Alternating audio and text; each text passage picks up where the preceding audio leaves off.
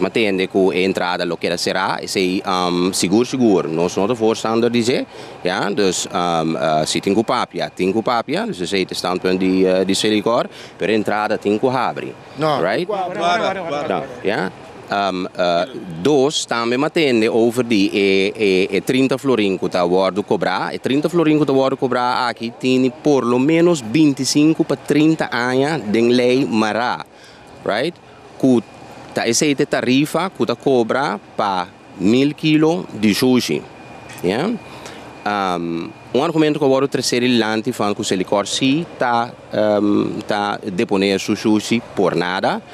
Inteira operação aqui está custa 100, senhores. Ja? Inteira operação está custa 100. Da China está benta sushi e baila gele. Mas o wild sushi, mas o tapele, nós o Celicor está cumprir com a milieurichtlijnen internacional. Dus tudo coisa está custa 100. Está inversão quantioso, tem aqui nanan que diariamente nós por verwerk e sushi nan que nós está receber. Mas tem também o aspecto de hora com a tresetera. Sim, senhores. Companhia que responsavelmente está desassi de sushi tem a necessidade de trazer afspraak para controlar a terra que está vindo com ele, foneta Wild West por tini, right? Dus significa que está coisa que agora pensar over DJ. Nós está compreender quizás que abo que tem bota sinta que a terra é mais lié porque dessa de a terra é para você para outro cliente, pero tem conta sim que nós temos medio ambiente, yeah?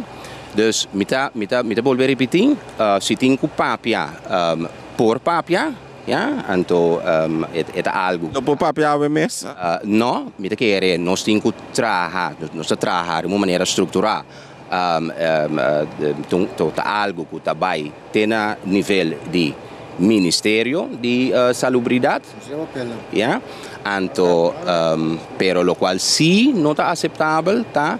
Que nós chega a momento então será entrada, então perjudicar poucos cidadãos também com que bem baixa sushi. Ja, dus esse cita é ponto que me quer repetir, então me quer pedir, ja, den Câmara aqui você não cooperação também. Para você stop a atividade aqui, então nós estamos na mesa, então nós mira e ponto não.